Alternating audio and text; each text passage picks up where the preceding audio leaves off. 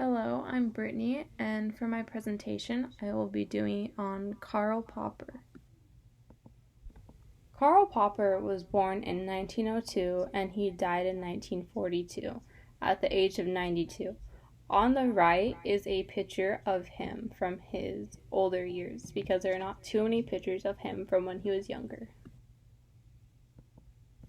Karl Popper was born in 1902 in Vienna, Australia. His parents were Jewish, but they later converted to Christian.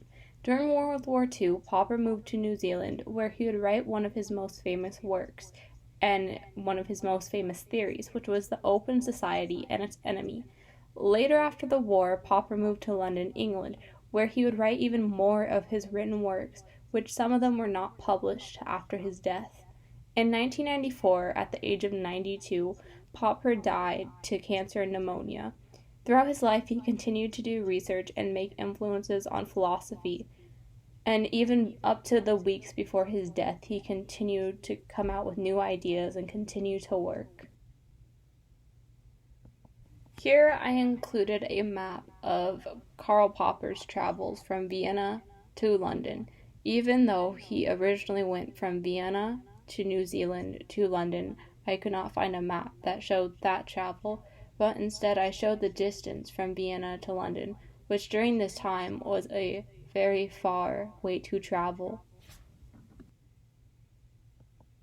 When Karl Popper was a student in Vienna, he got interested in assertive politics, which ultimately led him to become a communism in 1917 for a couple of months. The communism that was taking place was Marxism at the time, but due to the violence and people dying due to this party, Popper turned against communism completely. Popper saw the communists participating in demonstrations that would kill people and different types of protests, which resulted in him turning away from the party. But from being a part of this party, Popper wrote many of his theories about historicism, which is the phenomenon that will ultimately be created into history as reminders of what took place, which is one of his big famous theories. After Popper left the Communist Party, he began to thinking about socialism, and he considered this to be a pretty good society due to the fact that citizens within have equal rights. Popper believed that having freedom was more important than equality, because equality can harm freedom. And to even have equality, there must be freedom, is what he believed. Popper is known as one of the most influential political philosophers, but before he even became a philosopher, he was studying something completely different. He was studying pedagogy at the Vienna Pedagogical Institution. Pedagogy is the method and practicing of teaching as an academic subject, which he not only learned pedagogy, but he eventually became a teacher at the institute. Throughout his time he was working in pedagogy, Popper met Blue Blair, who was a teacher at the institute. He ultimately helped Popper write a PhD in philosophy, and while studying his philosophy, he came across a certain theory that would ultimately have him leave the field of philosophy and enter the field of philosophy. And while Popper moved to New Zealand during World War II, he taught at a university of Canterbury, where he would teach philosophy from 1937 to 1945. Eventually, after the war, when Popper moved to London, England, he would write more of his written works, and in 1949, Popper became a professor at the London School of Economics and Political Science. On this slide, this is just the pictures of the different type of schools that Popper taught at. On the left is the Vienna School of Pedagogy Institute, where he became a teacher, and it was his first school that he taught at. On the right is the University of Canterbury, that was located in New Zealand, where he taught philosophy. And the bottom right is the London School of Economics and Political Science, which is one of the last schools that he taught at before he died. During Karl Popper's life, he made many contributions to philosophy, and he expresses that many of his ideas and beliefs came from being influenced by other great minds. One of Karl Popper's biggest contributions was that he made the deductive thought of the scientific method. According to Popper, the way the scientific method worked is that it's a very well thought out question, that it begins with a theory that comes from a problem, and that the scientific method is considered to be a deductive problem. Another theory that Popper had was the falsibility of knowledge, in which it could be proven wrong with the use of knowledge. And Popper uses his theory to express that there's no such thing as having absolute knowledge. Popper supports that there'd be no such thing as having absolute knowledge, as learning is a complex thing and it cannot be completely understood. Therefore, it must be broken down into certain theories. Another huge theory that Karl Popper had, and it's one of his most famous, is his idea of the open and closed society. Popper believed that in an open society it is better for groups of people to live in. Popper describes an open society as being something that the society together must work for to achieve, and that a closed society wants to be an open society and they can try to with a social engineering system. But if they do something incorrectly, it will ultimately become a utopian social engineering society, which will result in that society falling back into a closed system. With the idea of an open society, Popper found it that it allows people to have a bigger chance for their freedom, and it allows them to voice their concerns and their ideas that they have against the people in charge of their societies. Popper made a huge contribution with his idea of falsification because his theory allowed there to be the concern that in order to have things proven true, they must be known as false first. And this idea allowed Popper to solve the induction problem. The idea of the falsification was what Popper meant, that these certain science theories can be tested and scientific if they're able to be proven. Popper believes that the best society for citizens to live in is a democracy. He believes that a democracy works on fixing issues while they are not being violent and using the correct way to get a bad leader out of the system, which ultimately allows the society to not be damaged without a leader. Well, the certain leader. They'll have a new leader, and they come and go if they consider them to be a bad leader. Within the democracy, Popper believes that the system should ultimately have a check and balance system and that there should be a two-party system. He believes that with a two-party system, it allows the people to learn from their mistakes and allows for there not to be a single control within the parties, which gives the government a chance to create better policies with the help of the parties and citizens. He wants the citizens to be involved within decision making. When it came to ruling within a democracy, Karl Popper was not too worried about who was being in charge because he believed that within a democracy, it's possible to take out the dangerous leaders in the office. He believed that to have a good ruler in democracy, the society would take out that ruler if they thought they were not meeting the standards that they have, and they would take out that ruler without enacting on any violence whatsoever. One of the main worries that Karl Popper had was that the democratic system was not strong enough and the states were not giving more power to the citizens would lose their freedom, and to ensure that they had to remain watchful and that they were giving the power to the right people, which meant they had to keep their eye on the people who were being put in charge in the democracy to make sure that they were doing it the right way. When Karl Popper first moved to Europe, he saw the dictatorships that were rising everywhere, which is what turned him into getting involved in philosophy. And from seeing that, it ultimately put him in the idea that democracy would be the better government to have because it has the best type of rulers and it, as he states, it is the best form of government to have. Karl Popper did not agree with proportional representation because, as he said, it did not allow the most voted leader to have the power. He believed that it was a way to stop a certain government, but it would not allow people to win if they fully won. Popper wanted election days to be where people would be judged ultimately, to have a way of getting certain governments that did not work. He believed that on election days, people should be taken out of the government if they were not doing a good job. This was the day where he just thought everything should be determined.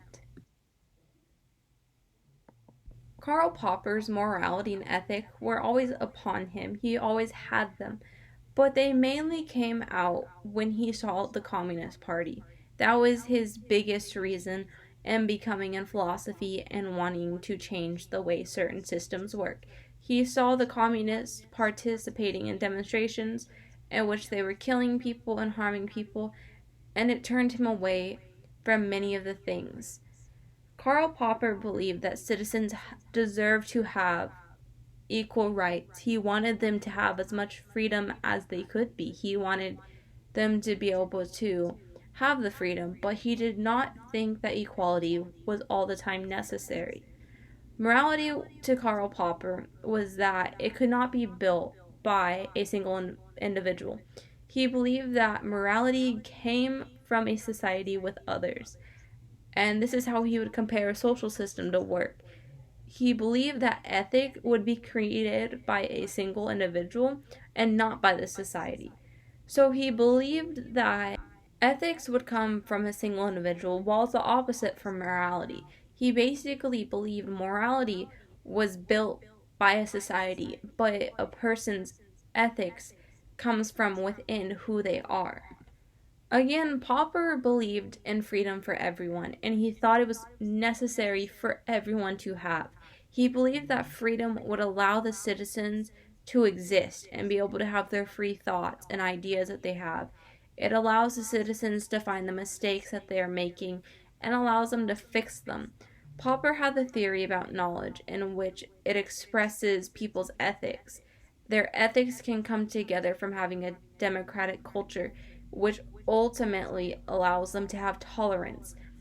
And he explains that by having that tolerance, it allows those people to use a trial and error system with their ideas and mistakes, and it allows them to keep trying over and over to try to ultimately fix them.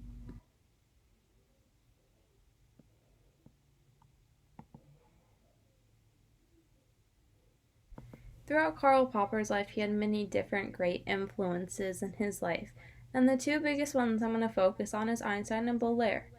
The first one I'll talk about is Einstein, and as you can see, he's the person on the right. Karl Popper in 1921, he overheard a lecture from Einstein. At the time, Popper was not in the field of philosophy. Instead, he was still working in pediology. And once he heard Einstein, it inspired him into creating many ideas and theories. Einstein ultimately helped Popper come up with many of his theories, which Popper credited Einstein that without hearing what Einstein said, he may have never thought of many of the theories that he talks about in all of his greatest works. Another person that greatly influenced Popper was Blair. Blair affected Popper when he was still working pediology because he was Popper's professor. Blair helped Popper write his PhD dissertation in philosophy, which once he was working in philosophy, he came across something that ultimately changed his career and brought him into the philosophy world. And that was mainly when he saw all the dictatorships taking over in Europe. It inspired him into getting into politics.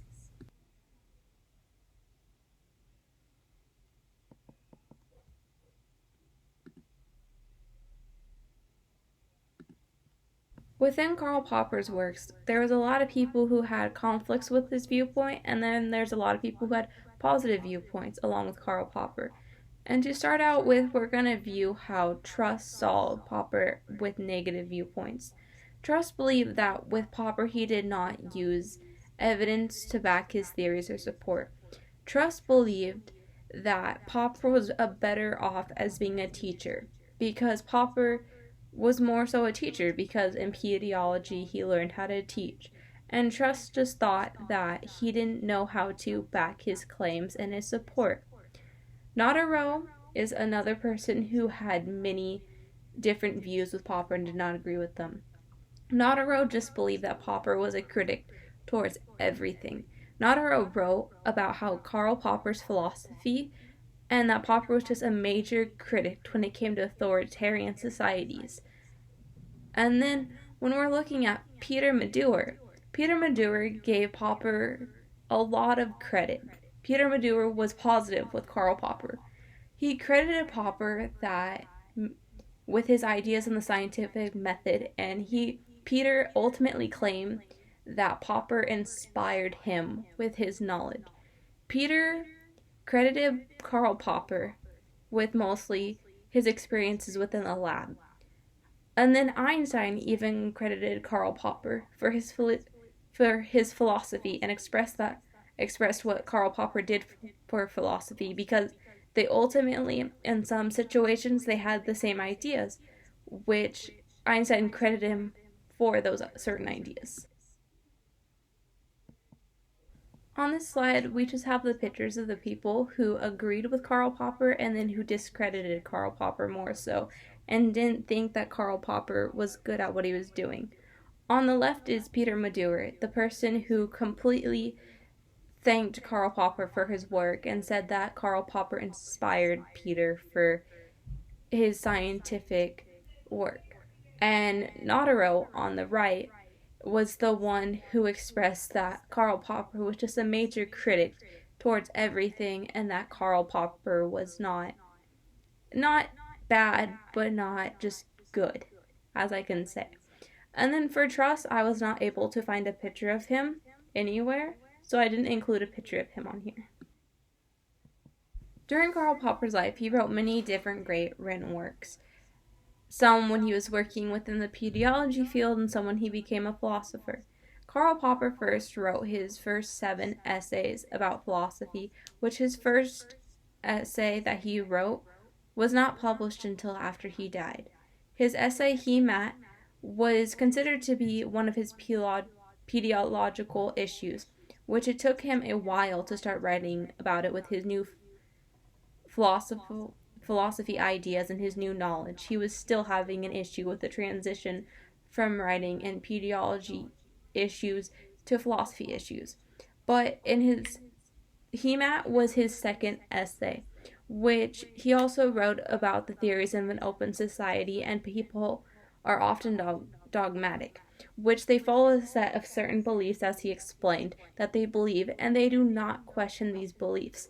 Popper believes that for a human nature to stop believing those set beliefs and not questioning them, it'd be the only way that they would become sound humans. While he examines that those beliefs are coming from their background, in which he does not want the teachers to ignore their culture that their students are coming from. He wanted people to be able to still believe their beliefs, but he ultimately wanted people to start questioning them, to understand more of why they have their own beliefs. In Popper's book, The Poverty of Historicism is about his ideas that he has based on historicism. He writes about how evolution and whether or not there's a law about it. Popper also discusses that his ideas of historicism. Popper explains that the hypothesis about evolution is not about the natural laws. It is about what our ancestors once said about historical events that took place. Within the book, Popper says that science is often facing certain problems, and the scientists need to start finding the data. And even before finding the data, there's another step in which there has to be a certain way that they are facing these problems. Or if they are facing the problems, they need to use the scientific method or reduction to work it out. Another one of Popper's written works is The Logic of Scientific Discovery, which he expresses the issues of induction. They come from experiences that people have, and it is not a universal experience. What Popper means by that is that it's the experience a person has, not based on an experience that everyone collectively has. It's based on their own experiences. A single person has their own experience, and that's how induction is created, according to Popper. And while Popper has many other great written works, These are the main three that I focus directly on because these are the ones that Popper mainly uses to explain his works more. Another written work that I forgot to discuss is The Open Society and Its Enemies. It is one of Popper's greater works, which I discussed earlier. Popper within it presents the issue of the open society working against the enemies. And within the story, he is talking about historicism and how history unfolds according to certain universal laws. Within the first volume of The Open Society and Its Enemies, Popper discusses Plato's ideas. He claims that Popper accuses Plato of betraying the sociocrats and the Republic, and within the first volume, Popper is explaining most of Plato's written works. And then later on in his volume, he discusses the direct liberal democracy as the only type of form of government that allows improvements without it. Improvements without having violence and bloodshed, which Popper is very against having bloodshed. He believes democracy is the best because he does not want to allow bloodshed within a society. This slide is just the written works I did to credit the people that I got my information from. And this is my second works cited page, which is more of the sources that I use to be able to put my presentation together. This is my works cited page for my pictures, and this is also the last slide of my presentation. So thank you for listening, and I hope you learned a lot about Karl Popper, and I hope you found it all very interesting. Thank you.